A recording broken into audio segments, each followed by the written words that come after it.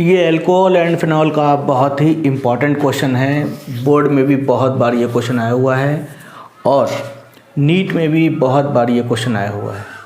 ठीक है, तो चलिए इसको हम लोग देखते हैं क्या है ये क्वेश्चन और इसको सॉल्व करने की कोशिश करते हैं।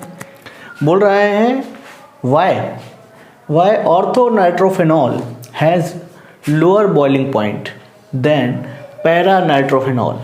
ठीक है, ऑर्थो नाइट्रोफिनॉल का बॉइलिंग पॉइंट जो है वो पैरा नाइट्रोफिनॉल से कम क्यों होता है।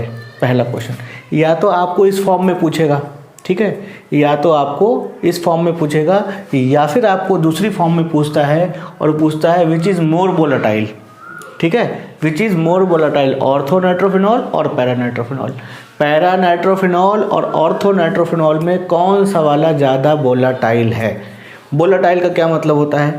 वोलेटाइल का मतलब ये होता है कि कौन सा ज़्यादा वेपर बनाएगा।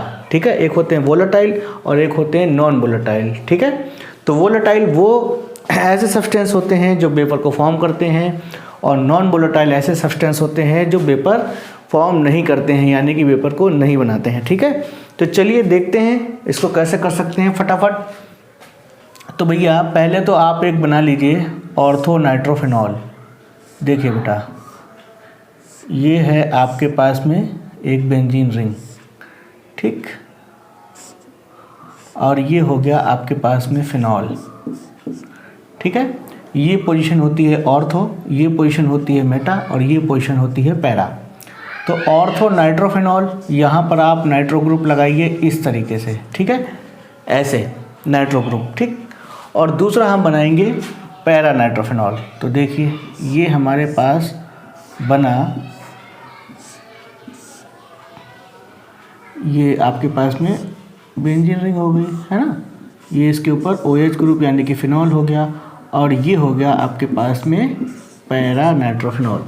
तो बेटा ये क्या हुआ, ये है आपके पास में ऑर्थो नाइट्रोफिनॉल है ना, और ये हो गया आपके पास में पैरा नाइट्रोफिनॉल। क्लियर, इतनी बात समझ में आ गई? ठीक, इतनी बात समझ में आ गई। अब देखिए क्या है, अब क्या है, इस ऑर्थो नाइट्रोफिनॉल में ये नाइट्रो ग्रुप ऐसा होता है, इसको हम खोल करके लिखते हैं। देखिए इसको हम खोल करके लिखते हैं, एक ऑक्सीजन डबल बॉन्ड के साथ में जुड़ा होता है और एक ऑक्सीजन जो है वो सिंगल बॉन्ड के साथ में जुड़ा होता है। ठीक है, इस टाइप से होता है। इसी तरीके से पैरा नाइट्रोफिनॉल में भी इसको खोल करके लिख देते हैं, एक ऑक्सीजन डबल बॉन्ड से और एक ऑक्सीजन जो है वो सिंगल बॉन्ड से जुड़ा होता है। ठीक है, अब ऑर्थो नाइट्रोफिनॉल में क्या होता है, ये वाला ऑक्सीजन जो होता है ये हाइड्रोजन के साथ में, इस वाले हाइड्रोजन के साथ में, OH ग्रुप के हाइड्रोजन के साथ में एक बॉन्डिंग बना लेता है। इस बॉन्डिंग को आप बोलते हैं, क्या बोलते हैं, इंट्रा मॉलिक्यूलर हाइड्रोजन बॉन्डिंग। ठीक है, ये होती है इंट्रा मॉलिक्यूलर। इंट्रा मतलब होता है, इंट्रा, ये जो इंट्रा है इसका मतलब होता है with in the molecule, with in the molecule यानी कि मॉलिक्यूल के अंदर। ठीक है, मॉलिक्यूल के अंदर ही जो है जो हाइड्रोजन बॉन्डिंग है। हाइड्रोजन बॉन्डिंग तो आप लोगों ने पढ़ी होगी। हाइड्रोजन बॉन्डिंग क्या होता है, जब कभी भी हाइड्रोजन जो होता है बहुत ज़्यादा इलेक्ट्रोनेगेटिव कोई आपके पास में एटम है, जैसे कि ऑक्सीजन है, फ्लोरीन है, नाइट्रोजन है, ठीक है, इसके साथ में अटैच हो जाता है तो एक टाइप की बॉन्डिंग या स्पेशल टाइप की बॉन्डिंग बन जाती है जिसको आप बोलते हैं हाइड्रोजन बॉन्डिंग। ठीक है, और ये हाइड्रोजन बॉन्डिंग जो है वो दो टाइप की होती है, ये भी आपने पढ़ा होगा। एक होती है इंट्रामोलिकुलर हाइड्रोजन बॉन्डिंग और दूसरी होती है इंटरमोलिकुलर हाइड्रोजन बॉन्डिंग। ठीक है, तो अभी देखिए इसमें हम यहाँ पे हाइड्रोजन बॉन्डिंग नहीं पढ़ने जा रहे हैं, लेकिन इसमें हम इसको एक्सप्लेन करने जा रहे हैं। अब देखिए क्या होता है, तो ये बेटा हो गया इंट्रामोलिकुलर हाइड्रोजन बॉन्डिंग, इसके अंदर है ना, इंट्रामोलिकुलर हाइड्रोजन बॉन्डिंग हो गई। यहाँ पर क्या होता है, यहाँ पर अब हमने क्या किया, सपोज करो कि हमने किसी इसको एक पॉट में ले लिया, एक बर्तन में ले लिया इसको, और इसको भी हमने क्या करा, एक बर्तन में ले लिया।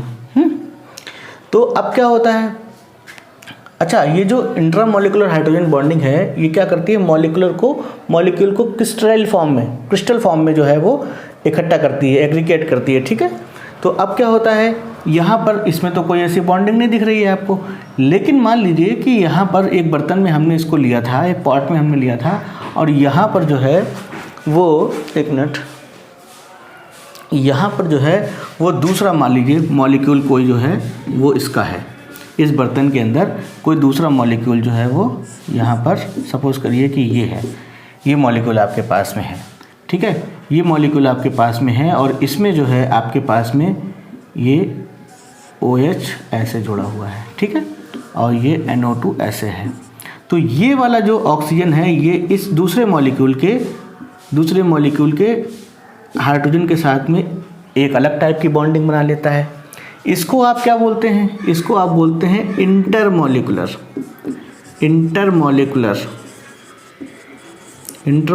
हाइड्रोजन बॉन्डिंग, ठीक है। इंटर मतलब होता है इन बिटवीन टू, ठीक है, इंटर का मतलब होता है इन बिटवीन टू। ऐसे ही बेटा ये वाला हाइड्रोजन जो है ये भी किसी और के साथ में जो है किसी दूसरे मॉलिक्यूल के साथ में हाइड्रोजन बॉन्डिंग बना लेगा, किसके, पैरा नाइट्रोफिनॉल के, ठीक है। तो ये कई मॉलिक्यूल जो है वो आपस में इंटरमॉलिक्यूलर हाइड्रोजन बॉन्डिंग के थ्रू जो है वो क्या करेंगे, जुड़ जाएंगे आपस में, ठीक है, एग्रीगेट हो जाएंगे, जुड़ जाएंगे, ठीक है। लेकिन यहाँ पे देखिए, यहाँ पे एक ही मॉलिक्यूल है, एक ही मॉलिक्यूल के अंदर है। अगर दूसरा मान लीजिए यहाँ पे कोई मॉलिक्यूल है, ये सपोज करिए दूसरा कोई मॉलिक्यूल है, तो उसका अपना एक रहेगा बॉन्डिंग।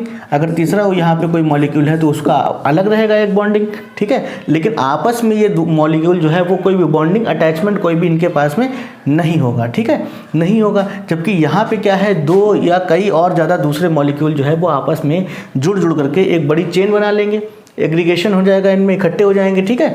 तो अब क्या होता है, अब देखिए क्या होता है। तो इसका मतलब क्या हुआ, इसका मतलब ये हुआ कि इसकी स्टेबिलिटी देखा जाए तो कम है, इसकी स्टेबिलिटी बेटा देखा जाए तो कम है ना, स्टेबिलिटी जो है वो कैसी है, लो या लेस, है ना। और इसकी स्टेबिलिटी जो है वो मोर है, इसकी स्टेबिलिटी ज़्यादा है। जब इसकी स्टेबिलिटी कम है, जब इसकी स्टेबिलिटी कम है तो ये क्या करेगा, ज़्यादा उड़ेगा, मतलब आसानी से जो है वो जब इसको हिट करेंगे तो आसानी से उड़ जाएगा। यानी कि इसका ये वोलेटाइल कैसा होगा, मोर वोलेटाइल होगा, है ना, वेपर ज़्यादा बनाएगा। भाई अकेले तो मॉलिक्यूल है, यहाँ से जैसे हम इसको हिट करेंगे वैसे ये वेपर की फॉर्म में जो है वो उड़ जाएगा, आसानी से उड़ जाएगा, तो मोर वोलेटाइल होगा। अब चूंकि आसानी से जो है चला जा रहा है ऊपर, तो इसका या आसानी से वेपर फॉर्म कर ले रहा है, तो इसका मतलब क्या है कि इसका बॉइलिंग पॉइंट जो है वो कैसा होगा, कम होगा, जाहिर सी बात है, या लेस होगा, है ना। स्टेबिलिटी कम तो बॉइलिंग पॉइंट कम, बॉइलिंग पॉइंट कम तो आसानी से वेपर बना लेगा, आसानी से वेपर बना के उड़ जाएगा। जबकि यहाँ पे क्या है भाई, स्टेबिलिटी इसकी ज़्यादा है, स्टेबिलिटी क्योंकि बहुत सारे इकट्ठे हो गए ना आपस में, स्टेबिलिटी जो है वो इसकी ज़्यादा है। जब स्टेबिलिटी ज़्यादा होगी बेटा तो बॉइलिंग पॉइंट भी ज़्यादा होगा, मोर, ठीक है। और फिर वोलेटाइल कैसा होगा, है ना, वोलेटाइल कैसा होगा, कम, यानी कि लेस, ठीक है। यही आपके पास में क्वेश्चन था कि ortho nitrophenol has lower boiling point, ठीक है, इसका बॉइलिंग पॉइंट जो है वो कम होता है। कम क्यों होता है, क्योंकि यहाँ पर इंट्रामोलिकुलर हाइड्रोजन बॉन्डिंग है, और जबकि इसमें जो है वो इंटरमोलिकुलर हाइड्रोजन बॉन्डिंग है, तो ये मॉलिक्यूल अपने अलग ही अलग रहेंगे। जबकि ये मॉलिक्यूल जो है आपस में जुड़ करके एक लंबी चेन बना लेंगे या एग्रीगेशन बना लेंगे, ठीक है। तो इनकी स्टेबिलिटी जो है वो ज़्यादा हो जाएगी। जब इनकी स्टेबिलिटी ज़्यादा हो जाएगी तो जाहिर सी बात है कि आप इसको जब हीट करेंगे तो ये वेपर जो है वो कैसे बनाएगा, कम बनाएगा, जाहिर सी बात है कम वेपर बनाएगा, है ना।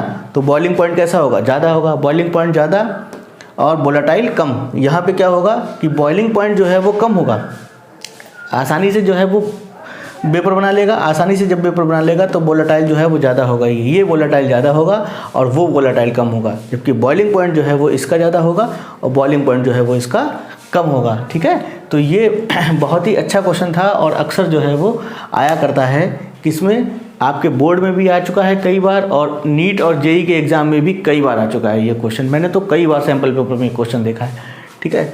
तो इसको आप लोग करिए।